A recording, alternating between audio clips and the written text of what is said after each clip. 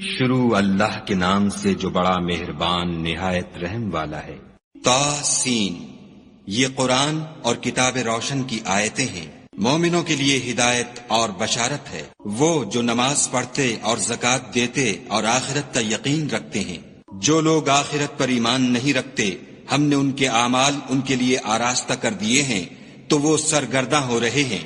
یہی لوگ ہیں جن کے لیے بڑا عذاب ہے اور وہ آخرت میں بھی بہت نقصان اٹھانے والے ہیں۔ اور تم کو قرآن خدائے حکیم و علیم کی طرف سے عطا کیا جاتا ہے۔ جب موسیٰ نے اپنے گھر والوں سے کہا کہ میں نے آگ دیکھی ہے، میں وہاں سے رستے کا پتہ لاتا ہوں یا سلگتا ہوا انگارہ تمہارے پاس لاتا ہوں تاکہ تم تاپو۔ جب موسیٰ اس کے پاس آئے تو ندا آئی کہ وہ جو آگ میں تجلی دکھاتا ہے بابرکت ہے، اور وہ جو آگ کے ارد گرد ہے، اور خدا جو تمام عالم کا پروردگار ہے پاک ہے۔ اے موسیٰ، میں ہی خدائے غالب و دانا ہوں، اور اپنی لاٹھی ڈال دو۔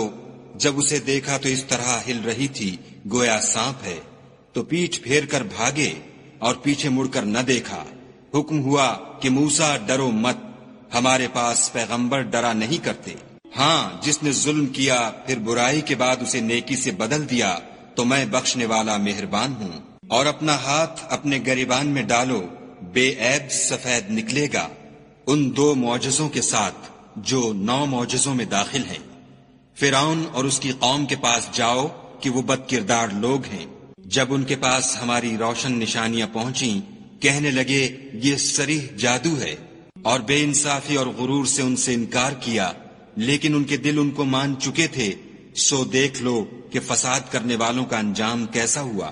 اور ہم نے داؤد اور سلیمان کو علم بخشا، اور انہوں نے کہا کہ خدا کا شکر ہے جس نے ہمیں اپنے بہت سے مومن بندوں پر فضیلت دی۔ اور سلیمان داؤد کے قائم مقام ہوئے اور کہنے لگے کہ لوگوں، ہمیں خدا کی طرف سے جانوروں کی بولی سکھائی گئی ہے اور ہر چیز عنایت فرمائی گئی ہے، بے شک یہ اس کا صریح فضل ہے۔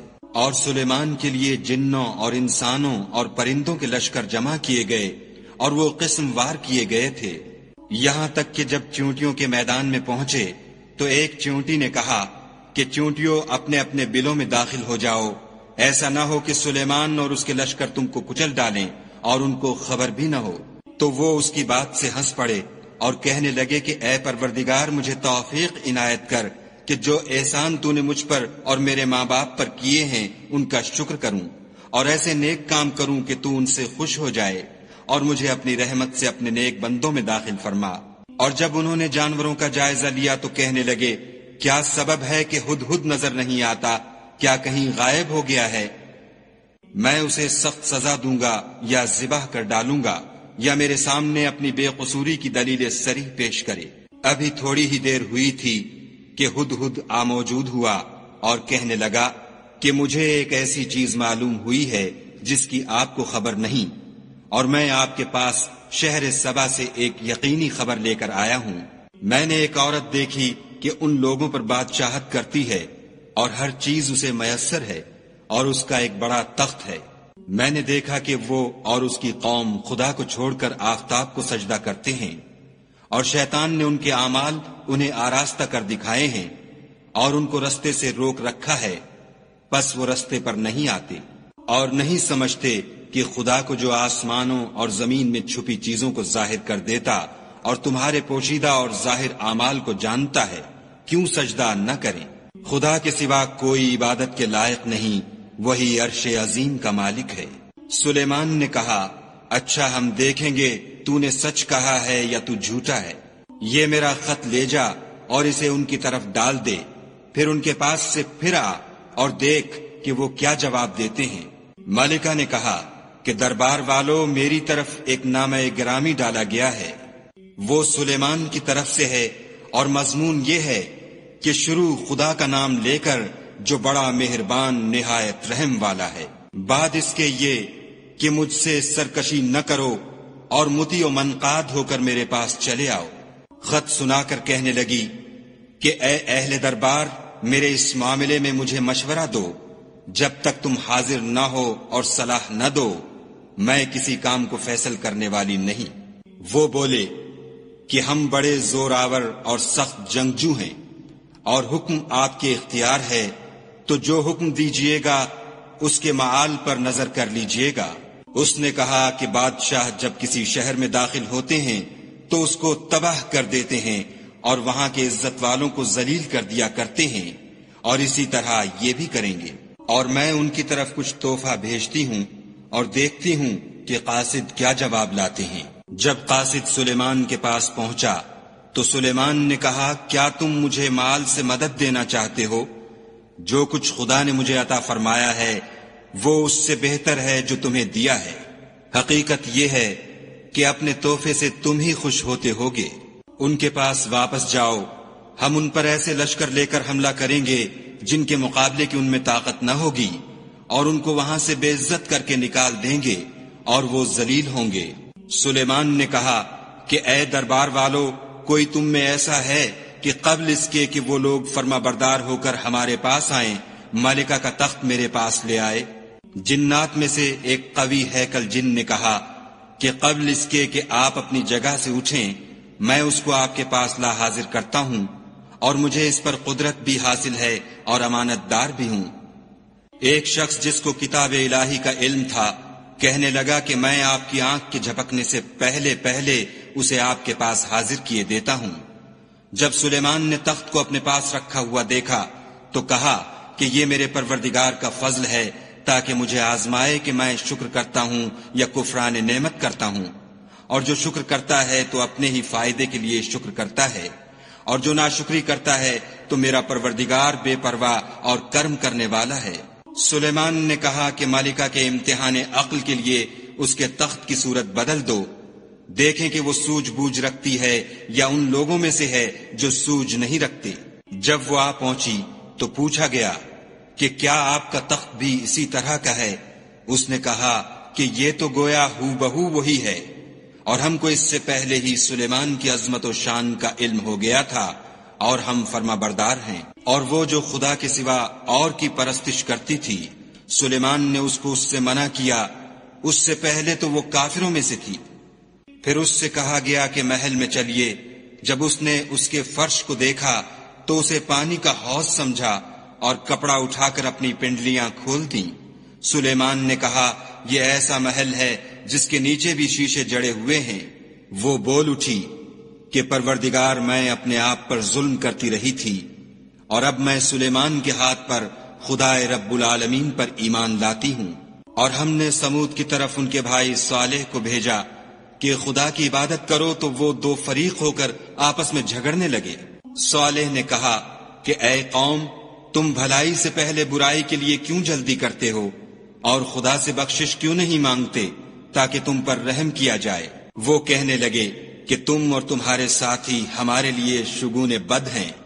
صالح نے کہا کہ تمہاری بدشگونی خدا کی طرف سے ہے، بلکہ تم ایسے لوگ ہو جن کی آزمائش کی جاتی ہے۔ اور شہر میں 9 شخص تھے جو ملک میں فساد کیا کرتے تھے اور اصلاح سے کام نہیں لیتے تھے۔ کہنے لگے کہ خدا کی قسم کھاؤ کہ ہم رات کو اس پر اور اس کے گھر والوں پر شبخون ماریں گے، پھر اس کے وارثوں سے کہہ دیں گے کہ ہم تو اس کے گھر والوں کے موقع ہلاکت پر گئے ہی نہیں، اور ہم سچ کہتے ہیں۔ اور وہ ایک چال چلے اور ہم بھی ایک چال چلے، اور ان کو کچھ خبر نہ ہوئی۔ تو دیکھ لو کہ ان کی چال کا انجام کیسا ہوا۔ ہم نے ان کو اور ان کی قوم سب کو ہلاک کر ڈالا۔ اب یہ ان کے گھر ان کے ظلم کے سبب خالی پڑے ہیں۔ جو لوگ دانش رکھتے ہیں ان کے لیے اس میں نشانی ہے، اور جو لوگ ایمان لائے اور ڈرتے تھے ان کو ہم نے نجات دی۔ اور لوط کو یاد کرو جب انہوں نے اپنی قوم سے کہا کہ تم بے حیائی کے کام کیوں کرتے ہو، اور تم دیکھتے ہو کیا تم عورتوں کو چھوڑ کر لذت حاصل کرنے کے لیے مردوں کی طرف مائل ہوتے ہو؟ حقیقت یہ ہے کہ تم احمق لوگ ہو۔ تو ان کی قوم کے لوگ بولے تو یہ بولے، اور اس کے سوا ان کا کچھ جواب نہ تھا کہ لوط کے گھر والوں کو اپنے شہر سے نکال دو، یہ لوگ پاک بننا چاہتے ہیں۔ تو ہم نے ان کو اور ان کے گھر والوں کو نجات دی، مگر ان کی بیوی کہ اس کی نسبت ہم نے مقرر کر رکھا تھا کہ وہ پیچھے رہنے والوں میں ہوگی۔ اور ہم نے ان پر مہ برسایا، سو جو میں ان لوگوں پر برسا جن کو متنبع کر دیا گیا تھا برا تھا۔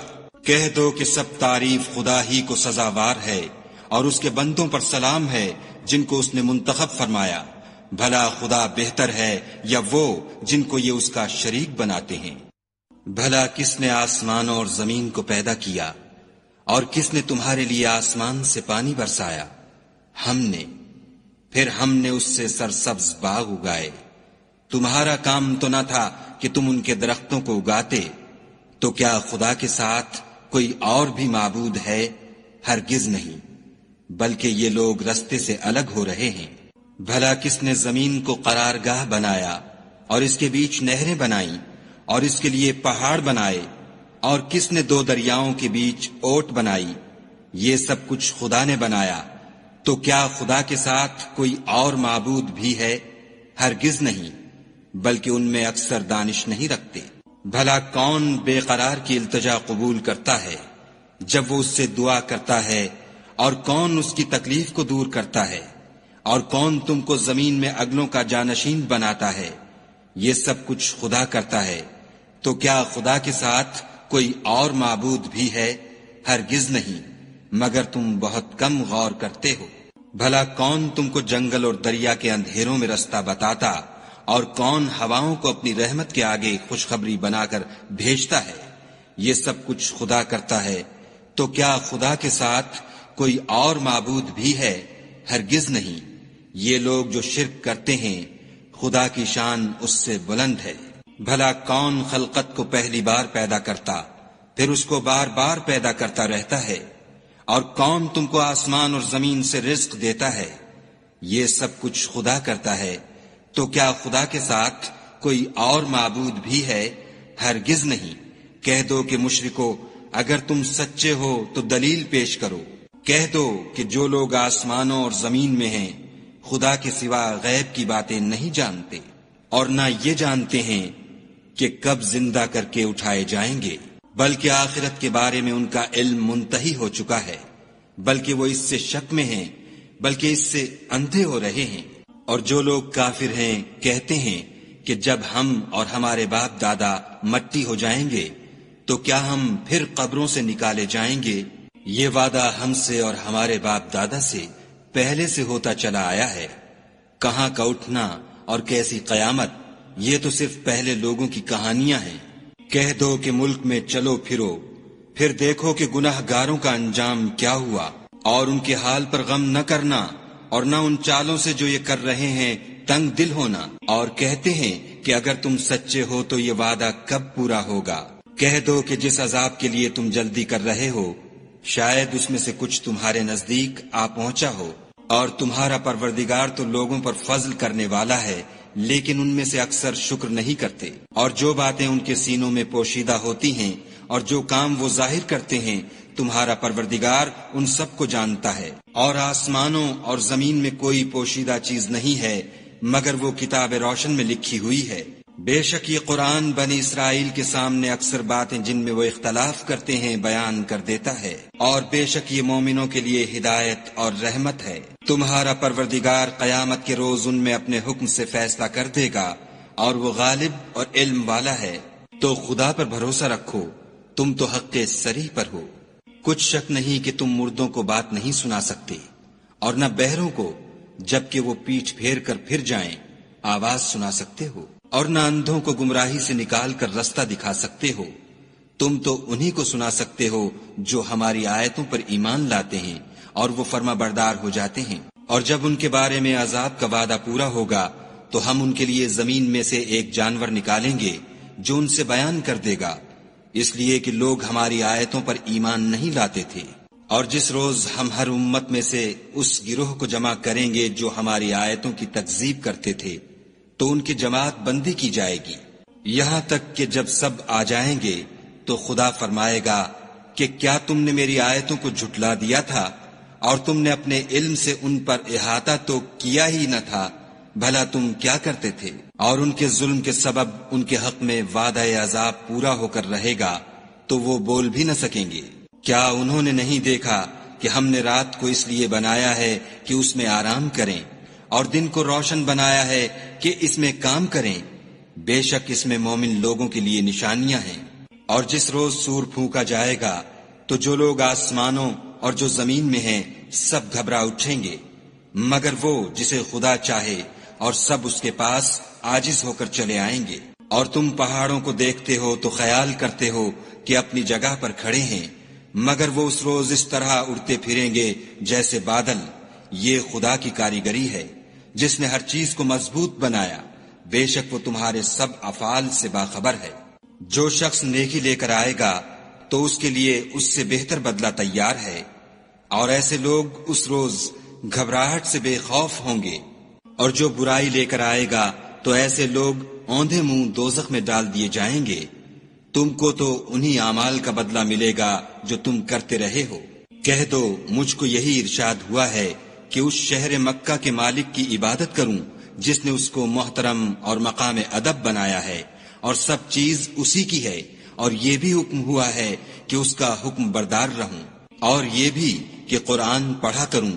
تو جو شخص راہ راست اختیار کرتا ہے تو اپنے ہی فائدے کے لیے اختیار کرتا ہے، اور جو گمراہ رہتا ہے تو کہہ دو کہ میں تو صرف نصیحت کرنے والا ہوں۔ اور کہو کہ خدا کا شکر ہے، وہ تم کو عنقریب اپنی نشانیاں دکھائے گا تو تم ان کو پہچان لوگے، اور جو کام تم کرتے ہو تمہارا پروردگار ان سے بے خبر نہیں ہے۔